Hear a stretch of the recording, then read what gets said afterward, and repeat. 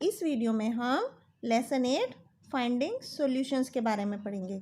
मतलब क्या होता है, जब हमारे कोई इमरजेंसी की सिचुएशन आती है या कोई खतरे का समय आता है तो हमारा उस समय में हम कैसे सॉल्यूशन निकालते हैं, किसी समस्या का समाधान कैसे करते हैं। तो बच्चों, जब हम जो हमारा प्रेजेंस ऑफ माइंड होता है, मतलब कि हमारे दिमाग को इस बात का पता चल जाता है कि किसी परीक्षा के समय हमें कोई मुसीबत के समय किस तरह से उसको रिएक्ट करना है, किस तरह से उसका हल निकालना है, तो उससे हमें ये किसी भी परिस्थिति से निकलने में हेल्प मिलती है। तो बच्चों, हमें प्रेजेंस ऑफ माइंड होना बहुत ज़रूरी है। तो इसी बात को समझने के लिए यहाँ पर हम एक स्टोरी पढ़ते हैं। तो Himanshu was in class 8 in the school in which he had been a student since junior kindergarten. मतलब कि हिमांशु क्लास किसी स्कूल में क्लास 8 में पढ़ रहा था, जिसमें कि वो बहुत ही छोटी क्लास से पढ़ रहा था जब वो प्री प्राइमरी में था।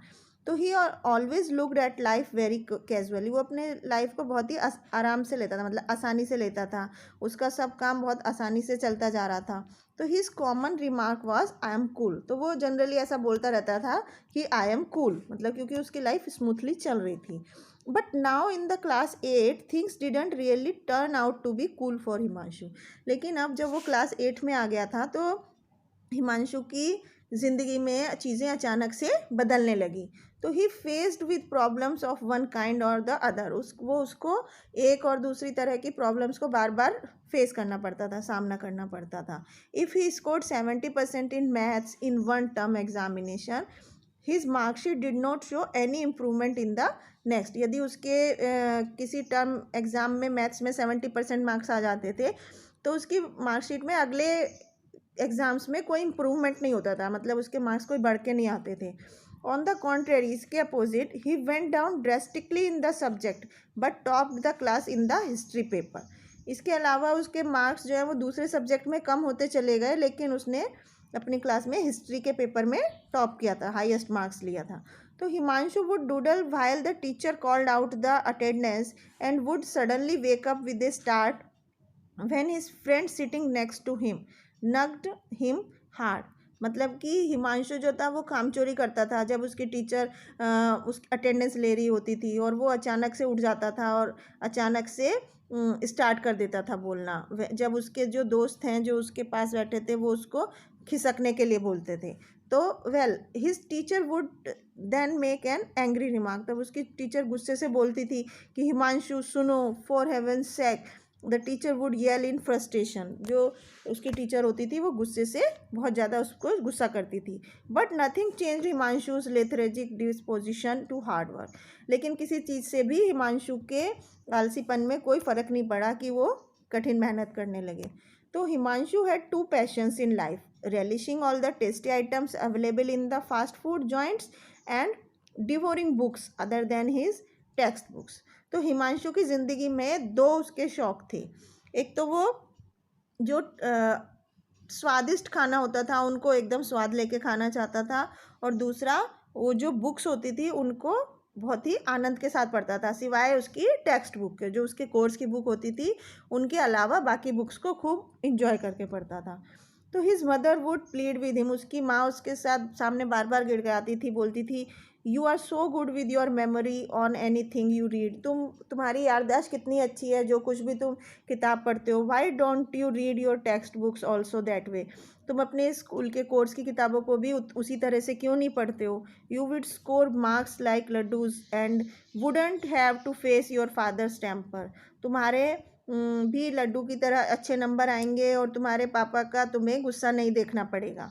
तो Himanshu would just smile. Himanshu केवल मुस्कुरा देता था। तो his sister Darshini was a diligent student.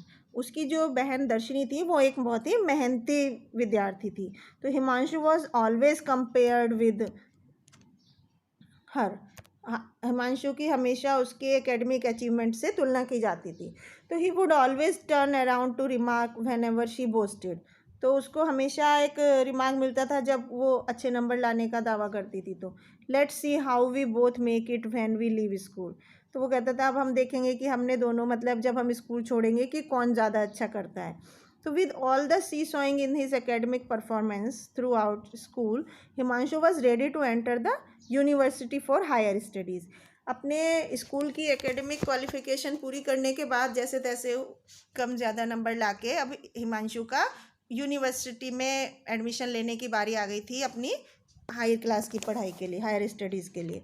तो I will take up medicine, he said very decisively.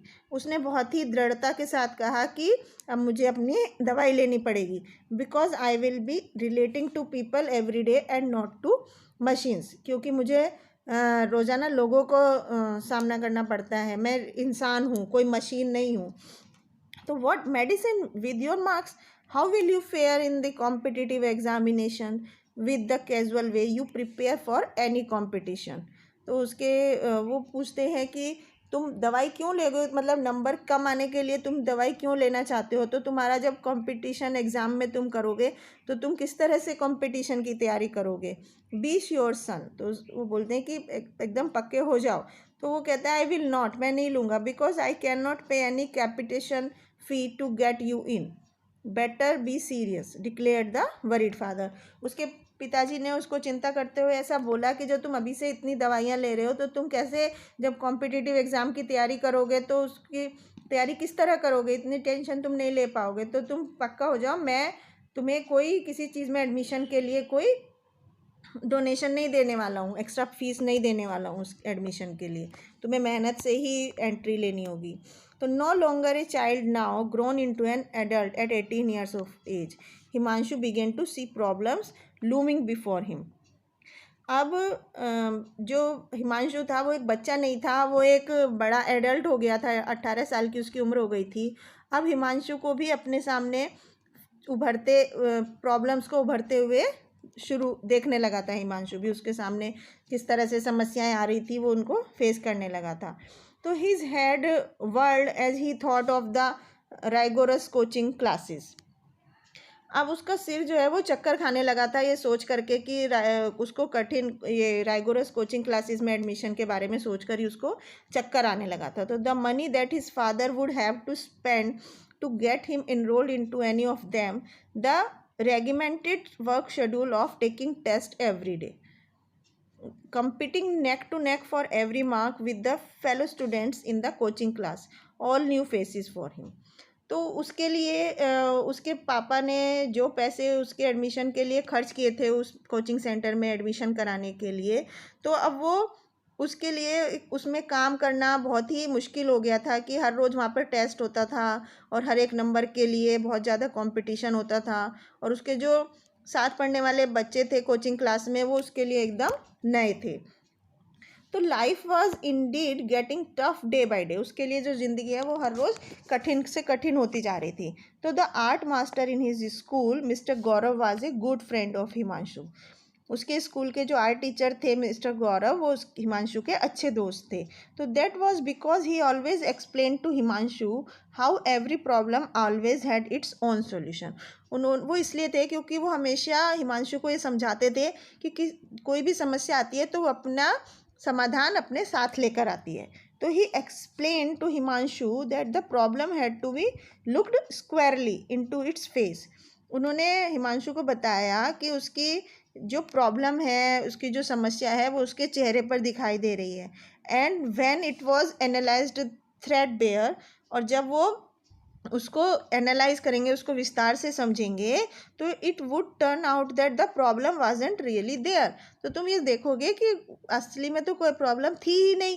तो mister Gaurav always simplified things for Himanshu. जो मिस्टर गौरव थे, जो उनके आर्ट टीचर थे, वो हमेशा हिमांशु की प्रॉब्लम को आसान बना देते थे। And so Himanshu went to meet mister Gaurav one evening. इसलिए एक दिन शाम को हिमांशु अपने टीचर मिस्टर गौरव से मिलने के लिए जाता है। So what is it now, asked mister Gaurav when he saw Himanshu at his door. तो मिस्टर गौरव के ने जब हिमांशु को अपने गेट पर देखा तो उन्होंने पूछा कि अब किस लिए आए हो। तो I want to become a doctor but I find it tough to take the coaching and the test, answered Himanshu. Himanshu ने जवाब दिया कि मैं डॉक्टर बनना चाहता हूँ, लेकिन मुझे ये कोचिंग में पढ़ना और टेस्ट देना बहुत ही मुश्किल दिखाई देता है। क्रेस्ट फॉल, मतलब जैसे कि ऊंचाई पर से गिर जाना। तो ठीक है, मिस्टर गौरव ने मुस्कुराते हुए कहा कि ठीक है, योर प्रॉब्लम इज़ सिंपल, तुम्हारी समस्या बहुत ही आसान है और बहुत ही आसानी से इसका हल निकल सकता है। Come let's sit down and work it out, आओ हम बैठते हैं और इसका सॉल्यूशन निकालते हैं। तो what are your strong points, write them according to how each, मतलब मिस्टर गौरव उसको कहते हैं कि तुम्हारी मजबूती किस चीज़ में है, अब उसको एक लिस्ट बनाते हैं। तो Himanshu road them down one by one, Himanshu एक एक करके अपनी खूबियों को लिखना शुरू कर देता है। तो memory to recall came first, सोचने पर उसको जो सबसे पहले याद आता है, एबल टू ड्रॉ, वो लिखता है कि मतलब वो ड्राइंग कर सकता है, स्केचिंग कर सकता है, नेक्स्ट डिज़ाइनिंग कर सकता है। Looking at the Joy of learning, मतलब नई नई चीज़ों को सीख सकता है खुशी से। Hot just the textual context followed, and इस तरह से वो अपनी अपनी खूबियों के बारे में लिखता जाता है। फिर हिमांशु रुक जाता है। तो I can't think of anything else, he spoke allowed his thoughts, तो वो अपने आप के बारे में सोच करके बोलता है कि मैं अब इससे ज़्यादा और कुछ नहीं सोच सकता अपने बारे में। If nothing else comes to your mind easily don't cook up, said mister Gaurav very clearly, mister Gaurav ने बहुत ही साफ शब्दों में कहा कि तो अगर तुम्हारे माइंड में कुछ नहीं आ रहा है आसानी से, तो अपने आप से दिमाग में खिचड़ी मत पकाओ, जो आ रहा है उतना ही लिखो। But I can tell of another positive quality in you, लेकिन मैं तुम्हें तुम्हारे बारे में एक बहुत अच्छी पॉजिटिव चीज़ बता सकता हूँ। It's your sense of humour and that's a great one two possess, Himanshu smiled. तो वो हिमांशु को बताते हैं कि तुम्हारा जो सेंस ऑफ ह्यूमर है, मतलब सोचने समझने की जो शक्ति है, वो तुम्हारी एक सबसे बड़ी क्वालिटी है। तो हिमांशु मुस्कुराता है, but when mister Gaurav asked him to note down a few of the negative qualities in him, Himanshu smiled very sheepishly and answered not always focused. तो जब मिस्टर गौरव हिमांशु से उसकी कमियों के बारे में लिखने के लिए बोलते हैं, तो हिमांशु मुस्कुराता है और अपना आंसर लिखता है कि नॉट ऑलवेज फोकस, कि मतलब वो हमेशा किसी भी चीज़ पर ज़्यादा कंसंट्रेशन से ध्यान नहीं देता। तो how do you bring your mind into focus on a task assign until completion, asked mister Gaurav.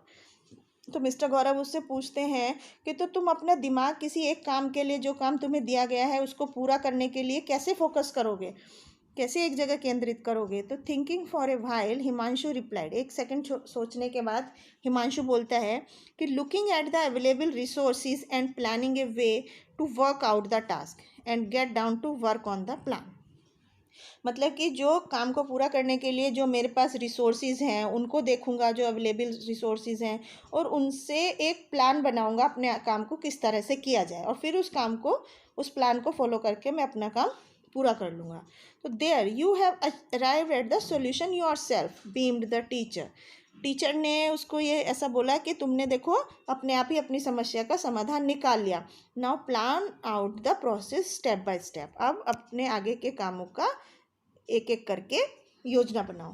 तो in the beginning it wasn't easy at all as distractions were many, शुरुआत में ये आसान नहीं होता क्योंकि यहाँ पर बहुत सारे दिमाग भटकाने वाली चीज़ें होती हैं।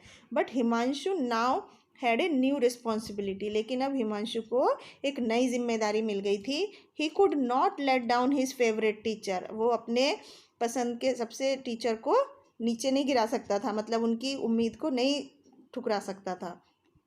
तो who had placed so much trust in his capabilities, जिनको कि उसकी काबिलियत पर बहुत ज़्यादा भरोसा था। तो and so he pursued his goal doggedly, focusing on the vital areas and brushing aside trivial ones, मतलब कि अब उसने अपने आप को उन लक्ष्य की तरफ अपनी जिद के साथ उस चीज़ पर फोकस करना शुरू कर दिया कि जहाँ पर वो बहुत ही जो मामूली चीज़ें थी, अब उसके अंदर उनको भी एकदम से वो खूब मेहनत से करने लग गया ताकि वो जो उस काम को अच्छी तरह से कर पाए। तो ईयर्स रोल्ड ओवर, बहुत साल बीतते गए। तो doctor Himanshu was well known in the primary health centres in the district as a doctor. अब जो बहुत सालों बाद doctor Himanshu primary health centre में एक डिस्ट्रिक्ट के एक ज़िले के प्राइमरी हेल्थ सेंटर में एक डॉक्टर के जैसे काम कर रहे थे। तो ऑलवेज विद ए स्माइल, हमेशा ही मुस्कुराहट रहती थी उनके चेहरे पर। And one who had enough time to give to his patients, और वो एक अकेले ऐसे थे जो अपने मरीजों को पूरा समय देते थे। And when it came to the mothers with young children, और जब माताएं अपने छोटे बच्चों के साथ वहाँ आती थी, ही वॉज ए बून, वो उन्हें वरदान देती थी। Because he could easily keep their children engaged with a box of colors and paper, वो आसानी से उनके बच्चों को पेपर और कलर में बिजी रखते थे। और give them puzzles to solve, या बच्चों को उनको पजल सॉल्व करने के लिए दे देते थे। तो he patiently listen to their narration about their aches and fears, तो वो बहुत ही धैर्य के साथ उनकी पूरी दर्द और डर की कहानियाँ सुनते थे। And his sense of humour always kept their spirits up, और उनका जो सेंस ऑफ ह्यूमर था, मतलब कि जो उनकी सोचने समझने की जो शक्ति थी, वो उनको सबसे ऊपर रखती थी। तो बच्चों, इस कहानी में हमने क्या देखा कि हमारा जो माइंड होता है, हमारा जो दिमाग होता है, वो ह्यूमंस का सबसे बड़ा गुण होता है कि हम अपने दिमाग से किस तरह से किसी सिचुएशन को डील करते हैं। और मोस्ट इम्पॉर्टेंट क्या होता है कि हम किसी चीज़ पर कितना फोकस करते हैं, कितनी कंसंट्रेशन के साथ उस काम को करते हैं, और हमारे दिमाग का यूज़ करते हैं। तो having the presence of mind we can overcome every difficult situations, हम अपने दिमाग का अच्छी तरह से इस्तेमाल करके हम किसी भी मुश्किल परिस्थिति से आसानी से बाहर आ सकते हैं। तो बच्चों, इस तरह से हमें अपने माइंड पर हमेशा भरोसा रखना चाहिए, और किसी भी चीज़ को अगर हम कंसंट्रेशन के साथ करते हैं, पूरी योजना के साथ करते हैं, तो हम उस काम में ज़रूर सफल होते हैं। तो इस कहानी से हमें क्या शिक्षा मिलती है बच्चों?